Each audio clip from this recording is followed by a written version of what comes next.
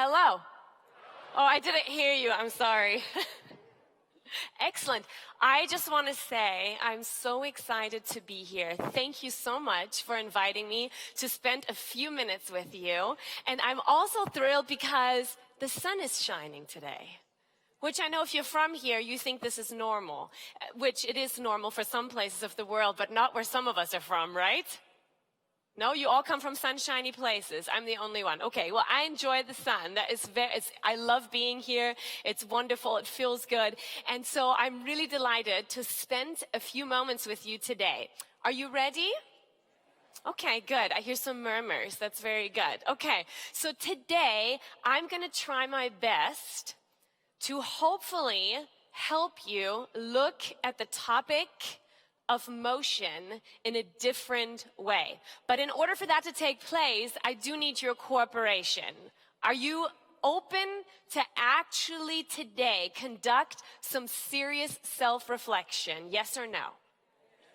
Good. Okay, so everything we will discuss, I would like you today to really think about your own personal situation right now and what this means for you. Because here's the thing. If I said to you today, exercise is good for you, you already know that. Yes or no? Okay, so we need to move beyond that part because we already know these things. We need to start thinking about and understanding the bigger picture and removing ourselves maybe from the things we thought were correct and good and maybe expand our horizon a little more. Are you open to that? Good. Okay. Fantastic. So what I would like to challenge you today with is a challenge. Are you ready for a challenge? Okay. So today's challenge is as follows. I need you to be hands-free. Can you be hands-free for me? Put all your devices down. You don't really need them right now. I'd like you to move your chairs where you're sitting as far back as you can. Can you do that for me? Excellent. I hear movement. This is good. All right. So now you've moved your chairs as far back as you can. Now I need you to move forward with your gluteus maximus to the edge of the chair. If you don't know what that is, it's your bottom. Okay. Good. So you're almost falling off the chair. Yes or no? Okay. I need your feet to be planted down like so. None of this. Okay? But like so. Good? Are we good? You need to talk to me because I'm totally blinded by these lights. Okay, good. So now I need you to pull up your upper body as straight up as you can. Pull your shoulders back and set them down. Good. This is not over yet. The challenge is not over yet. Okay, so now I need you to point to your belly button. And that area has a set of lots of muscles. And I need you to contract them on purpose right now. Can you check with your neighbor? Are you doing it? Is that happening? Okay, good. Are you squeezing? I mean, you should make noises if you're really squeezing. Okay, good, excellent. So while you're squeezing your abdominal muscles now, I need you to also squeeze your gluteus maximus muscles at the same time. Are we doing it? She's kind of smiling. Are you doing it? Okay. All right. Good. Okay. So now you are sitting in this particular position. And let me tell you something about sitting. Sitting is bad for you, period. Okay? But if you choose to sit, this is the way you need to sit. It's so funny how we think this is so strange, right? Because really, truly, our bodies were not created to sit. While we can sit, is not how we were created to live. So right now, I'm going to give you two choices. So your challenge is this, two choices. You can choose to stay in this position for the entirety of my presentation, in this position. And if that doesn't feel good, feel free to stand and go off to the side because maybe you enjoy standing and moving about while I'm talking. Okay, so that's your choice and your challenge. So who's taking it? Anybody taking my challenge? Yes? Okay, so I'm going to give you a responsibility. Your neighbor is responsible for you remaining in that position. Oh, I love the fact people are getting up. This is fantastic. Okay, just move to the side so people can still see. All right, I have a question for you. A serious question. We're starting with our self-reflection immediately. How many hours a day do you sit?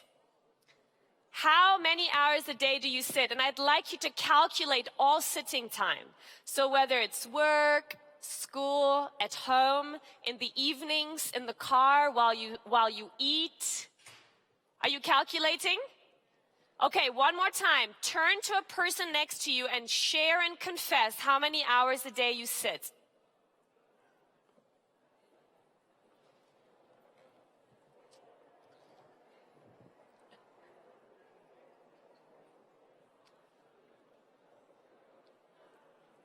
These are really long confessions. You only had to say 2 words. Good, okay. Good enough. All right, next question.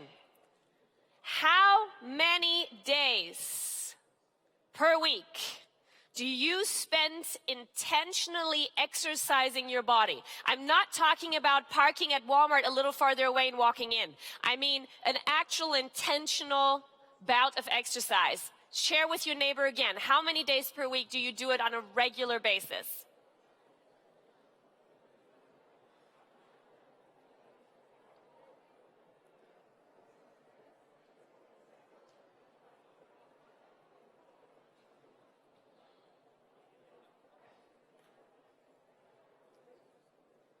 All right, very good. Go ahead and stop this conversation and just hold on to your self-reflection for those 2 questions as we move through what I want to share with you today. So today, I want to share with you the transformative power of motion. I would like us to start utilizing the word motion instead of exercise, and there's a number of reasons for that. So today we're going to talk about the subject of motion. And my first statement that personally I feel is probably the most important statement is that you and I, human beings, were created to be in motion. Physically, mentally, and spiritually. And so motion is a vital piece of living a highly qualitative life, but also leads to greater longevity. So today, I want to showcase to you, first and foremost, how damaging it is for us if we do not spend sufficient time in motion. Then we're going to look at the true power of motion, and I'll give you a few more challenges down the way. And some of you, I know you're taking pictures of the slides. If you connect with me on Instagram and it's on the screen, I'll send you the presentation, okay? So no worries there. Okay, we're going to dive into some important facts. I don't know if you're aware of this, but according to the WHO, the World Health Organization, insufficient physical activity is the 4th leading cause of death worldwide. Approximately 3.2 million people die globally each year due to a lack of sufficient physical activity. Now that means this is in isolation. So if we added all the other lifestyle factors, obviously that number is a lot bigger, but just even looking at physical inactivity in itself.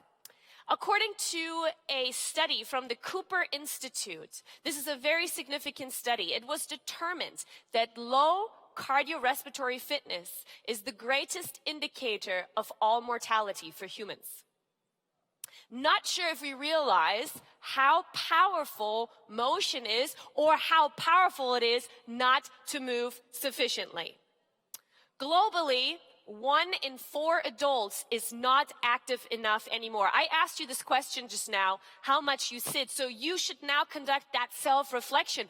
Are you a part of this? Are you moving enough? Are you moving sufficiently to live your best life? More than 80% of the world's adolescent population is insufficiently physically active. This is a huge problem. Earlier this morning, you heard a fantastic presentation by my colleague, Alina Baltazar.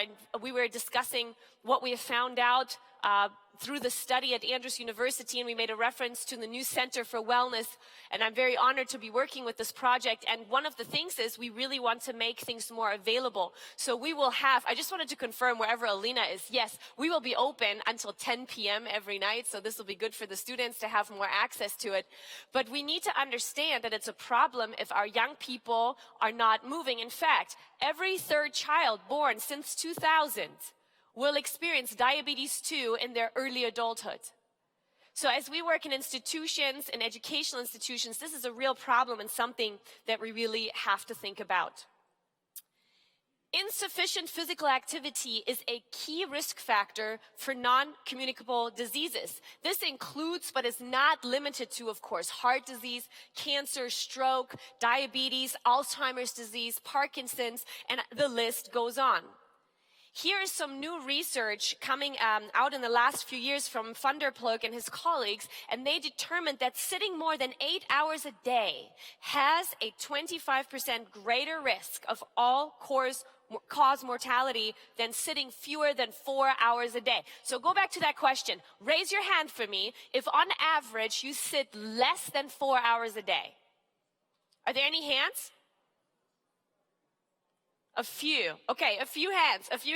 So most of us probably fall into this category of sitting quite a lot if we start reflecting on what we actually do throughout our day. Regular, prolonged sedentary behavior is dangerous and seriously decreases our quality and our quantity of life. And I'm not sure that we have truly grasped this significant element of motion or lack thereof in our lives. There are many consequences if we don't incorporate moving throughout our day intentionally, whether it is specifically exercise or just moving about. I'm not sure if we understand the actual consequences, but let me share a few with you. I only have 20 minutes, so I have to condense everything down. But first of all, if you don't move enough, your heart and your lungs, they weaken much quicker. Your muscles weaken very quickly. In fact, if you are not engaging in directed, targeted muscular strength training, you start atrophying somewhere in your mid-20s. So that has to be a part of our daily routine. We would experience a loss of bone density, stiffening of joints. Some of you know what this is about, right? Stiffening of joints? Yes or no? Yes, okay. It also has a big impact on your mental and emotional well-being. Overweight and obesity obviously remains a real challenge in the society that we live in, and a lack of motion is a huge factor of this particular problem. It contributes to development of an array of chronic diseases. It actually has an impact on your brain capacity, and you hear other presentations here on that subject. It leads to lower productivity, and it actually leads to a lesser focus and a lesser resilience. Dr. James Levine from the Mayo Clinic, I think, said it brilliantly. He says, excessive sitting is a lethal activity.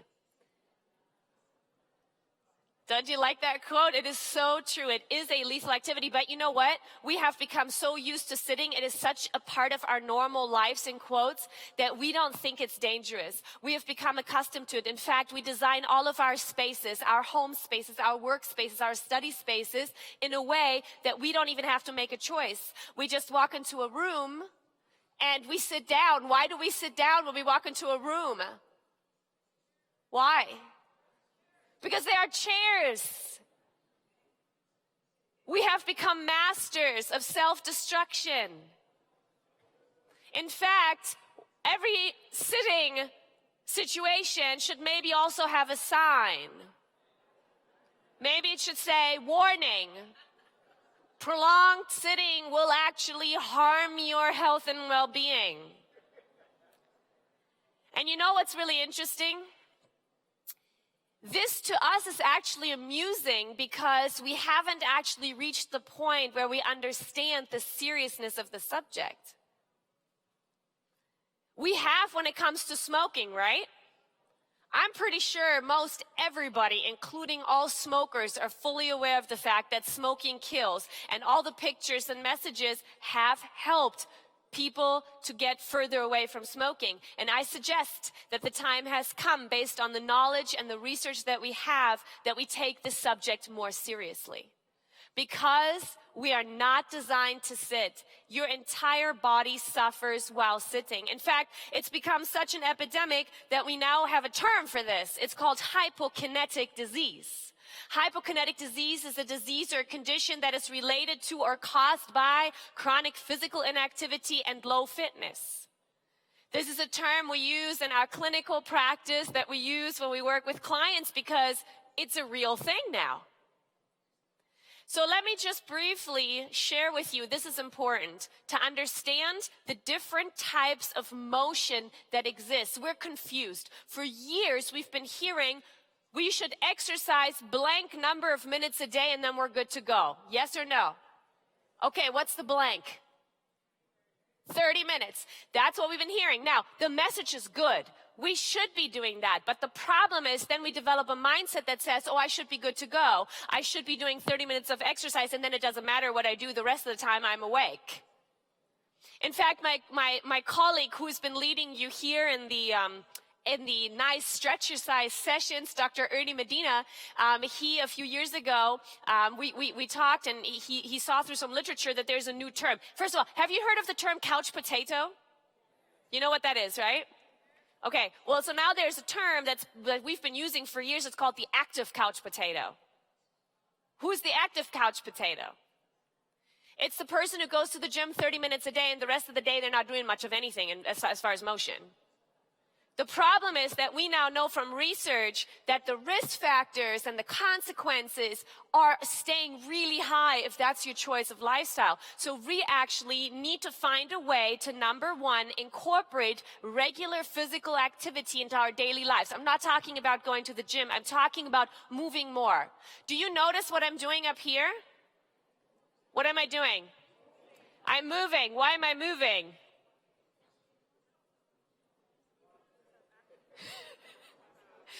Because it's good for us, okay? So movement is good. And actually, has anybody taken a physics class? There's a law in physics. It's very easy. I think most of you have heard it. An object that is in motion will, and an object at rest will. Okay, so that teaches us something about how we function. So the more you start moving, the more you will automatically move. In fact, I don't think about moving. It happens automatically. My body craves it. It's something that has become part of my life. But have you ever noticed that when you feel like you need to have kind of a lounge day, when you just need to rest because the week's been busy, and so you want to go into a marathon of Star Trek, and how you feel at the end of that? How do you feel once you've sat for a long period of time? Sluggish. That's right, because this is how our bodies function. So the more we sit, the more we want to sit. The more we move, the more we want to move. Does that make sense? Yes or no? Yes, okay. So we have regular physical activity, but then we do have exercise. And exercise is a subset, a subcategory of physical activity. And we need it. We need it desperately, because exercise challenges our body to improve physical fitness. And I'm not sure that you've ever seen the definition of what physical fitness actually is. But physical fitness is something that we need to work toward so we can actually experience a high quality of life and be ready for all the situations that occur in our lives.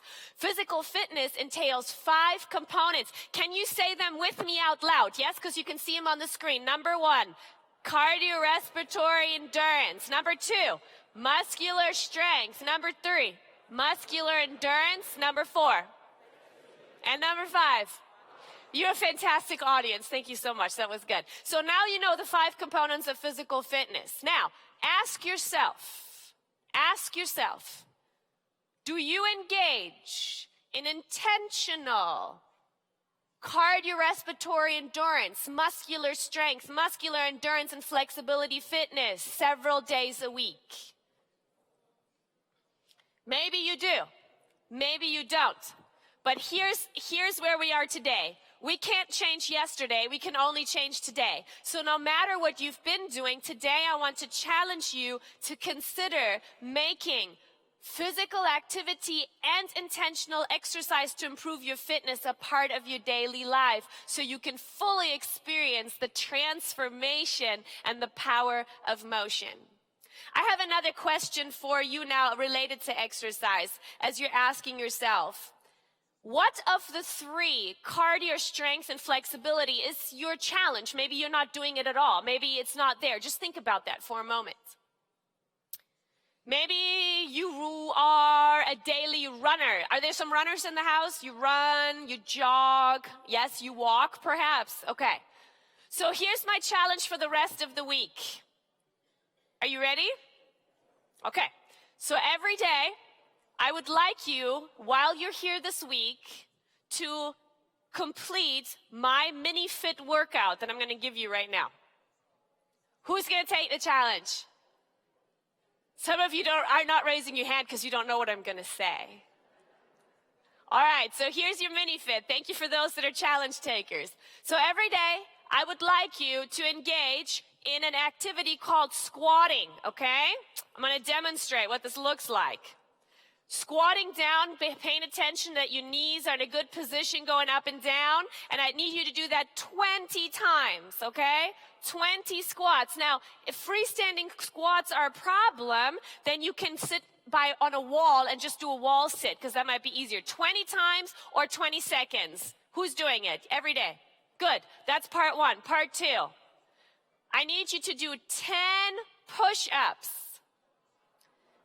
I know people hate that word. If push-ups, regular push-ups are too difficult, I challenge you to plank for 20 seconds, okay? Who's going to do that? And that's it. That's your mini fit workout. If you can do that every day, 20 squats and 10 push-ups or hold a plank for 20 seconds, you will be on a path to actually challenge your body in a different way. So, I want to communicate to you today. There is massive power in motion, and it's absolutely underestimated. The human body is completely designed to move. Everything inside your body is always moving. Does it stop when you sleep? No. Your blood keeps pumping. Your heart keeps going. There's a perfect cycle of movement and rest, but the rest cycles are short. The power of motion has so many benefits that I would love to have a 2-hour slot so I can just talk about the benefits, but I'm already a little over time, so I've just cruised through the benefits. So think about this. You could improve your heart and lung function. And let me say this. No matter how old you are, no matter what your physical condition or circumstance, every single one of you can benefit from incorporating motion into your daily life starting today. Everybody. So if you start going, you can improve your lungs, you can improve your heart. You can improve your muscle strength. Even if you're 80 years old and you've never done it, you could still increase your muscle mass. Did you know that? Our bodies are a miracle, and we should use them to the best of our ability. You will have more energy. People ask me all the time. They come up to me and they say, hey, can you share with me which coffee you are on? Because it's really working for you. And I said, oh, I'm so sorry. I actually don't like coffee, so that's not it. And so we have a conversation, and truly, I will tell you as my own personal testimony, the more you move, the more energy you have, the better you sleep, the more focused you can work, the more energy you have for everything that comes towards you, and the more emotional resilience you have when you have to face the daily stressors of your life. Also, the power of motion helps you to become more fit. It helps you to have less injuries. We know, for example, that our, I like to call them our golden members of society, have a lot of issues when they have falls later on in life. The stronger they are, the stronger their muscles are, the less likely they are to actually break bones. Better stress management is a result of motion. Better sleep quality, emotionally more stable, toned muscles, quicker healing. People who are physically fit and are in constant motion will heal a lot quicker than people who are not.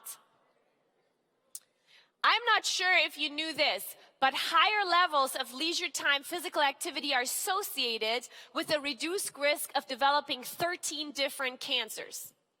Strong evidence suggests that physical activity can reduce the risk of developing Alzheimer's and dementia, as well as improve cognition. Regular activity lowers the risk of stroke by 34% and up to 58% among older adults. Exercise has been shown to prevent the incidence of depression and anxiety as effective as medication or behavioral therapy. Now, keep in mind, there's certain degrees, and behavioral therapy can be extremely helpful, and sometimes medication is needed. Physical activity or fitness reduces the risk of CVD with a magnitude of risk reduction comparable to that of not smoking. And I'm going to wrap it up right now. I see you, Karuna. He had the urge to move up here. I'm doing what you said. You said stand and move, so I'm join standing me. and I moving. love it. That's good. That's very good. I'm just about done. So here are your overall recommendations for activity, and I want to invite you that if you want to learn more about this, get more into depth, understand how to develop a plan for motion, I invite you to join us for our afternoon workshops. We're going to go into detail into this subject a lot more. But I want to end with this. Physical activity is truly medicine. It can save lives, it can change lives, and it can transform lives like you have never thought that it could. So I want to know, what are we going to do about it? And the big question is, what are you going to do about it today? So let's sit less and move more. Thank you very much.